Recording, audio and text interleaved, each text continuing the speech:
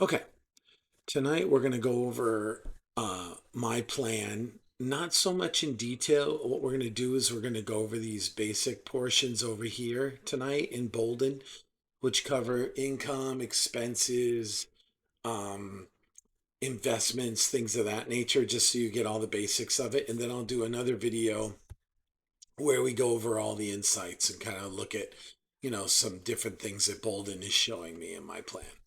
So again, welcome to the channel. If you're here for the first time, again, a reminder, these are all my numbers.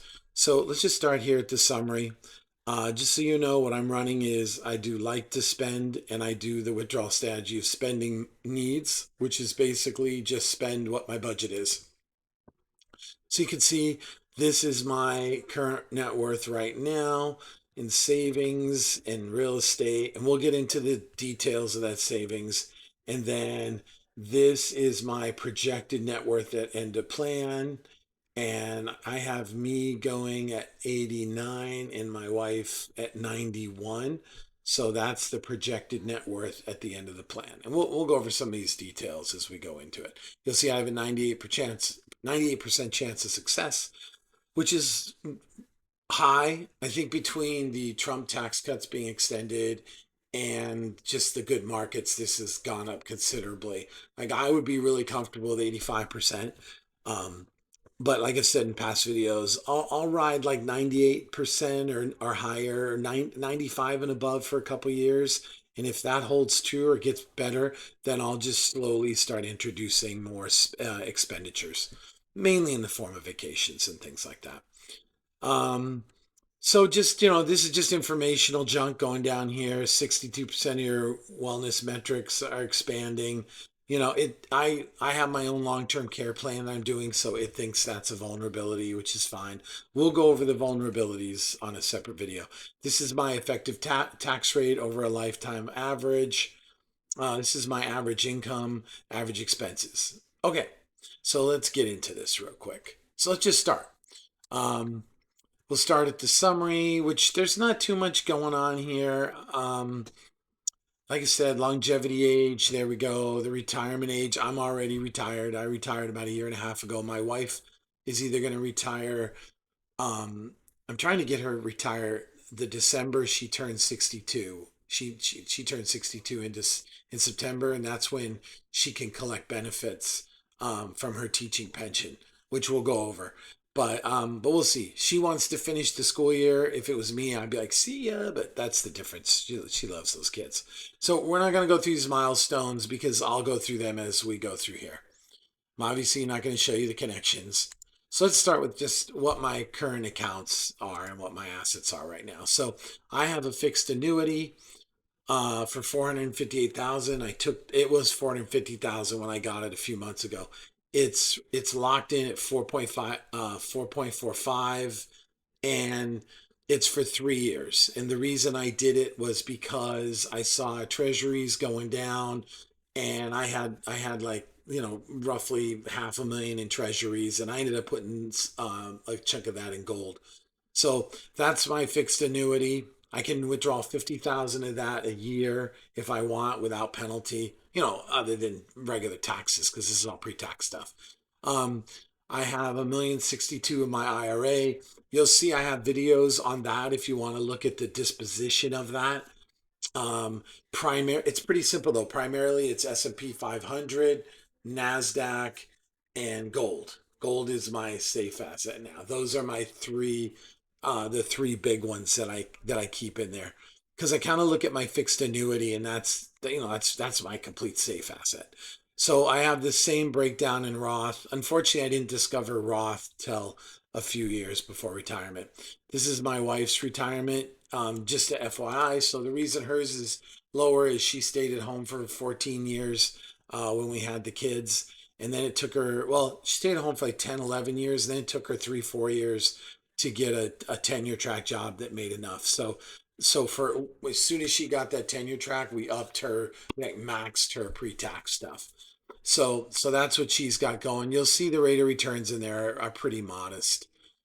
And then what I have on hand, about a couple years before I retired, I knew I wanted a lot of cash on hand. So I started saving a lot of that. So I have about 175,000 cash on hand in different, I have it, between CDs and in the bank and stuff like that. It's all making interest though of at least like 3 something percent. Okay. So if you look over here, and since we're in there, we'll just kind of take a look at some of these charts. So my lifetime income chart is, you can see my wife's working this year. She's going to work next year, and then she's going to work the third year, the last year at 62. And then technically she'll be going into that 2020. I don't know why it says 2028. I thought I had her done. It's probably because she's she her birthday's September, but she can't draw down on her pension till December, even the year she turned 62. And then she told me she didn't want to quit in December, so that's what kicks her into the next year. It'll be just when she turns 63 though. And you'll see at 62, she starts collecting Social Security, which you can see there at 22.3, and her pension. So generally, the whole idea behind that was when she quits, I don't want it to be a huge drop. Um, and I'm going to wait till 67 to collect my Social Security. Okay, so you'll see, oops. So you'll see based on that that our net savings drawdown will be 116,000. We'll get into, well, it does show expenses and taxes, but we'll do the expenses thing. So part of the reason the expense thing is so high is because that's when we really start doing big vacations. So you'll see we kind of stay consistent around here. 187, 191, 195. I'm not sure what these little subtle differences are. But what you will see is at 67, I start collecting Social Security. So that's a big jump because both of us are going in. So now all of a sudden my net savings and drawdown is only 78,000. Okay, so so this is pretty typical. This should stay pretty level at that point. Her pension doesn't have any COLAs in it. And this puts COLAs into Social Security. And then you'll see it's 77. And like right now we're just kind of going over income and assets and stuff like that. But I do sell the house at 77. And that's a whole other video I'm doing. I'm going to sell the house before then, but it's going to be a net. I'm just going to go to another house. Um, and I looked at the taxes and stuff, and it won't be enough there won't be any taxes because we've kept all our receipts for this one. So you'll see the RMDs start kicking in there, but that's okay because my expenses are going up. Okay, so that's income. Let's look at projected savings balances through this whole thing. So you can see, um, that it is what it is. I can hover over these things if you guys really want to see it. But they're just going up. We're using money as we're coming, pulling off. We're pulling off to live and doing expenses. You saw it in my withdrawal rate video. And then you'll see it goes up real high at 77. So theoretically, my lowest is like 1.65. I don't know. This is like really, we've hit some pretty big highs in the market. So we'll see. But this is, again, all my stuff is at a 5% return rate, which I think is pretty conservative. Um, so you'll see when we go to sell, when we sell the house, savings bumps up a lot. You can see you have like no savings here, no excess because I'm taking everything from my accounts. And all of a sudden we have 693,000 savings. So that's kind of my projected savings balances. And then these are just expenses. And you'll see they kind of level. A noteworthy thing of expenses is they start going down around 77. Now, what you see that's interesting here is rent, right? So what happens at 77, we're going to go into a long-term care facility that has 100% independent living like condos, but goes all the way to full care. So that's why you'll see what I'm going to do is sell the house that we have at that point and then give them like a $350,000 down payment and then pay rent. But then you're guaranteed, regardless of your assets, to have a place to live your whole entire life, um, and your spouse. So that's when you see rent start to kick in. Yeah, rent kicks in at 77.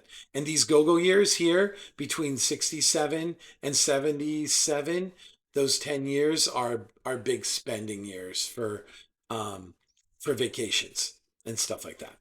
So or not 67, when my spouse is 65. Yeah. Or not even 65, 62, and the spouse is 64. That's when our go-go years start. And that's when we add like 20,000 a year for vacations. Okay. So that's a rough coverage of my assets and my expenses, my income projection. Let's go to home and real estate. So I live in New Jersey. So what I did is I went out to Zillow and we own our house. I paid off my house when I was like 53, but we went nuts. Part of the reason we were able to do this is because my wife is at home. We have four kids, and we got used to kind of living at that lifestyle. So when she went back to work, we pretty much kept our lifestyle flat. We eased up a little bit and started doing a little more in things. And we always went on vacation every year, but we went down to the Jersey Shore. So what happened was as soon as she went back to work, then we started like paying off the house, making bigger house payments. And of course that she really didn't have anything in her 401k, but she has two pensions, which we'll get into when we hit the income. Not big pensions, but still pensions nonetheless, which are awesome. So so we basically paid off our house. Oh, and before I forget, lest for those of you who are new to the channel or haven't heard, so my background was I grew up in a little town in Colorado, no traffic lights, nothing but dirt roads except for one paved road. Um, Lived in essentially a double wide trailer with bricks under it for a good chunk of years, even through college. Starting 16, I paid for everything myself, insurance, um, my own haircuts, clothes, car insurance. That's what I meant by insurance, obviously. And um, and then I paid for my own college, my own books, my own gas. I commuted to college for 4 years. Basically paid for everything.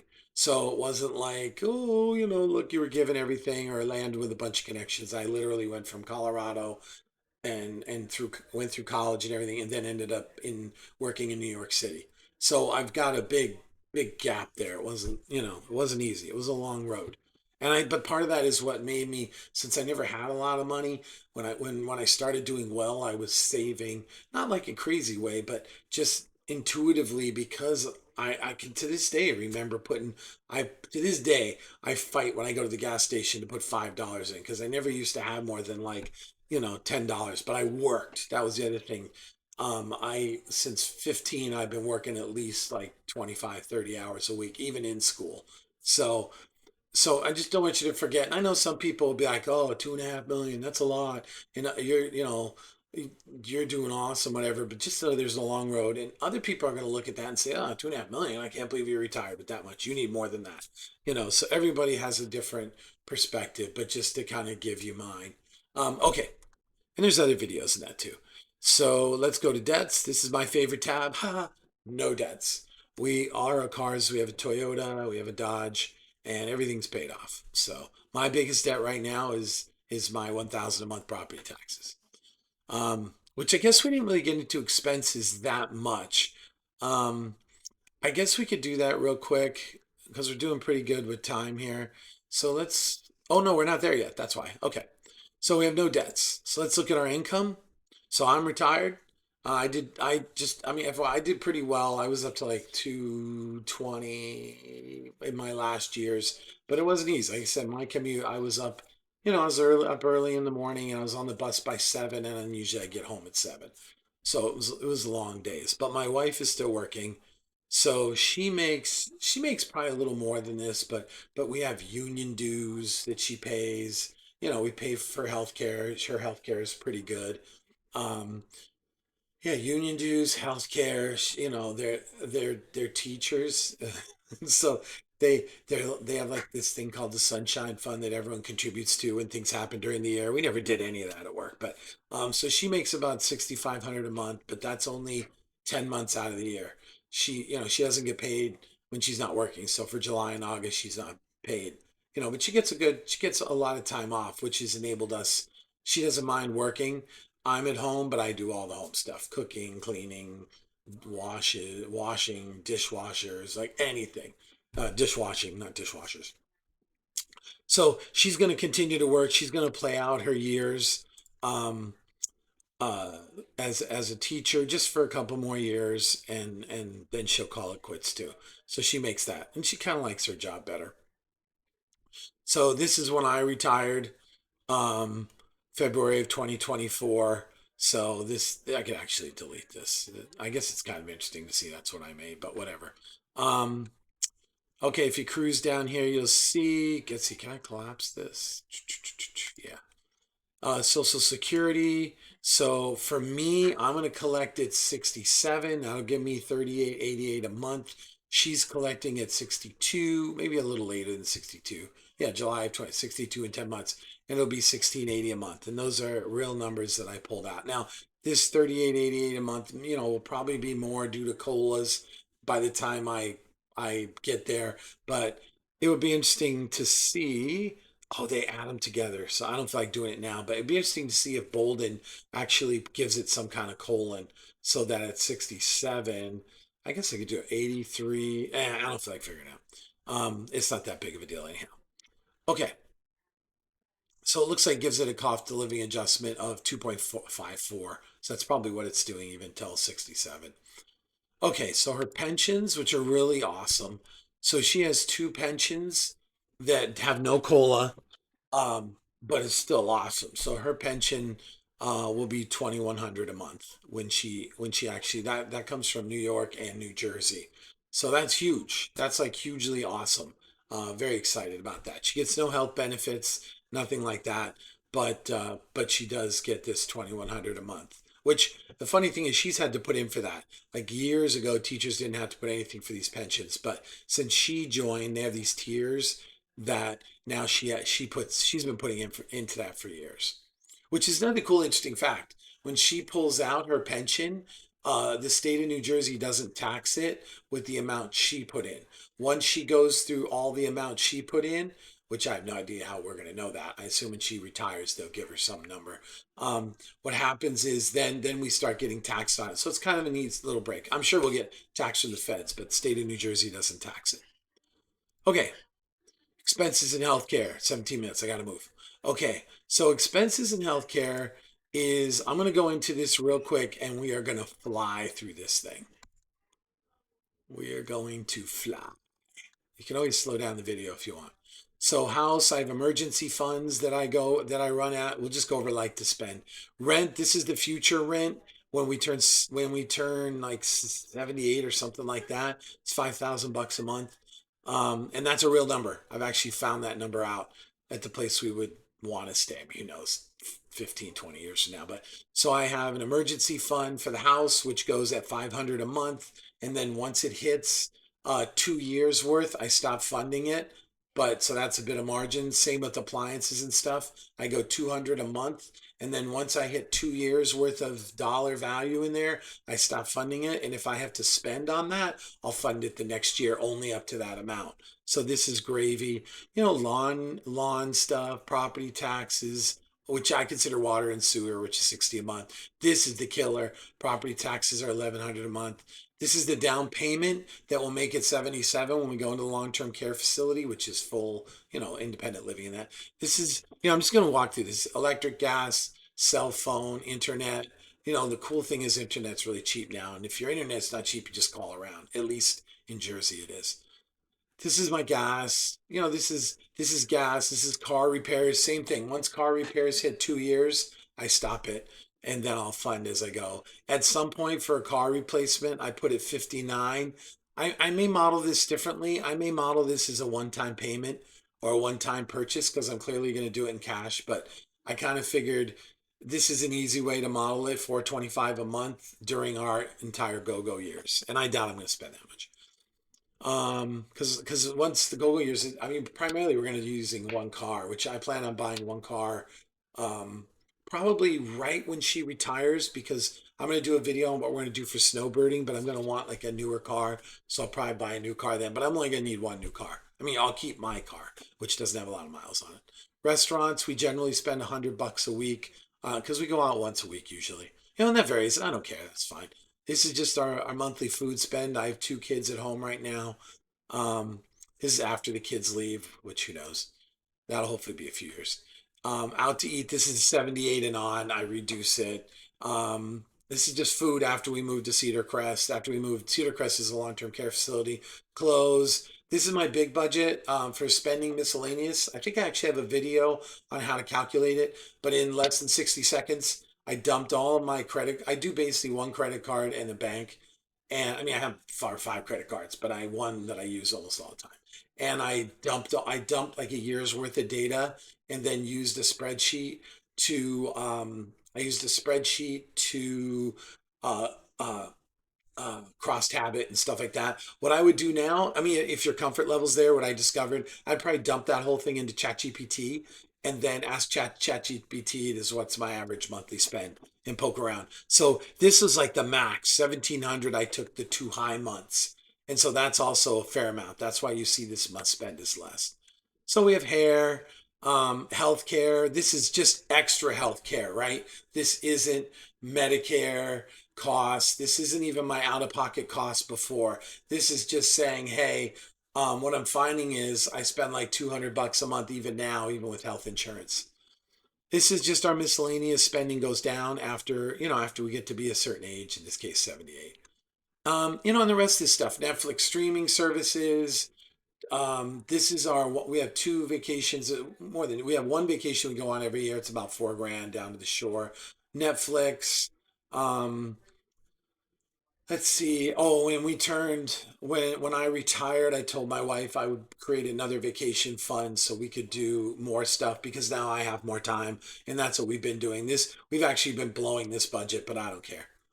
Total pet, we have a dog, so that's my monthly spend. We have homeowners insurance, auto insurance. We tend to we give to our church and we give to different charities. This is a charity we give to every month to feed children.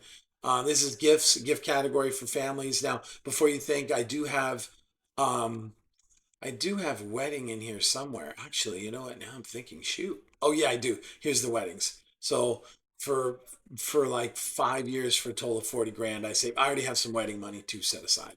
But so that's basically my budget in a whirlwind, so to speak. So that's my general expenses and healthcare. Oh no, I'm done. So medical expenses before 65.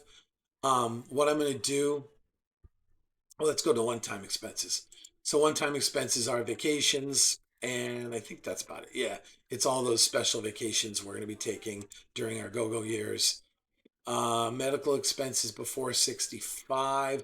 So what's going on here is I'm doing 1,000 a month for me and 1,000 a month for my wife um, before we go on Medicare.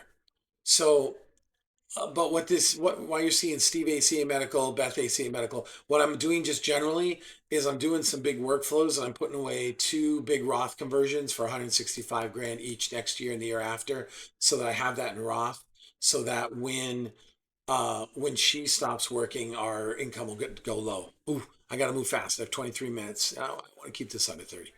Um, so Medicare expenses, after we got for my supplemental, basically we carried the same number over. $1,000 for Part A, Part B, Part D, Medigap, and supplemental 200. So this is the breakdown.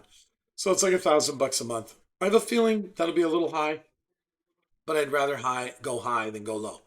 Long-term care, I have a whole video on long-term care, but I have to tell Boldin that basically, our long-term care plan is our house to sell and whatever, blah blah blah. So it's one of the weaknesses. It doesn't realize that I don't have a long-term care plan. Okay, money flows. We're just going to talk about this before we get into it too much. Is I basically have a couple big transfers, right? So my transfers are basically for the next couple years. I don't know why that says 100. Why it says 90. Um, 96 savings. Oh, withdrawals by type, withdrawals by account. Uh, well, I'll just look at it. Let's just keep what's in here. So um, I'm going to do a Roth conversion, a couple big Roth conversions and that's why you got the 330 here for 165,000 each. The reason I have to do that is because for 4 years, I'm going to have to live on health insurance that I buy off the boards or off whatever those things are, the marketplace. And so I want to keep my income as low as possible to qualify for, as good a subsidies as I can get. So you're going to see two big like movements for me. One is this Roth conversion where I move it all to a Roth conversion, and then I do a transfer where I move it from my Roth IRA to savings. And the reason I do that for the 4 years that we need healthcare is because the way Boldin works, Boldin takes from your savings before your Roth IRA. And so what I had to do is transfer it into the savings so that Boldin would see it and pull it down first over those 4 years. Um, so that's what I'm doing here. I don't, we don't have to go into this too much. What I'll do is I'll do some specialized videos on this um, because I'm almost done here. So let's go into estate planning. Basically, I've done some of the documents. I've just got to get them certified. Um, Let's see. Oh, wait, did I talk about this? Did it show it here? Home and real estate. Oh, yeah, yeah. I'm not sure if I showed you guys this. Oh, yeah, I did. I showed you this. Okay. So cool. So I'm almost done for section one. So estate planning almost there. And these are my rate assumptions, blah, blah, blah, blah, blah. Um, so I think I'm going to stop there. It's like 26 minutes. Those are all my real numbers. What we'll do for a video in the future is we'll go through some of the highlights on some of these insights that I'm looking at. Income versus expenses, how much money I'm expecting my assets to make, things of that nature. We'll go over some of the expenses a little more in detail. Look at this. We'll go over taxes a little bit. We'll look at like how much it has to take out to cover my taxes and things of that nature. So again, I'm kind of crowdsourcing my retirement plan, and I just got tired of all the people that would do these hypotheses and these theories and stuff, but it's not actually their butts that are on the line. So that's why I do this. This is why I do these real numbers. This is why I show them so that you guys can get a sense for real retirement. And granted, I know my wife still works, but I'm retired, and it's great that she works, but she has a job to be honest with you, she likes her job. Today's a Sunday night. She's always a little bummed on Sunday night, but she gets spring break, Christmas break, summer break, so it's good. It gives her time to recharge, and her pension kicks in at 62. So whereas I didn't have a pension, I just had to save a bunch of money, so it just kind of worked out that way. But so that's it. It's Sunday night. I'm just so thankful all you guys are watching and gals. I hope that this gives you some sense. You'll see a lot of my other videos talk about other issues and stuff. But I had somebody say, "Hey, Steve, can you do a rundown on your plan again?" Because I'm using Boldin now because Right Capital wouldn't let me show their stuff. So I thought now is probably a good time to just do a quick run through of all my assets and stuff. And then what we'll do is we'll cruise in and we'll look at some of this stuff in other videos like Irma. I mean, I don't get hit with any Irma stuff, but taxes, things of that nature, RMDs, all that good stuff. So thanks again for watching. Have a great night.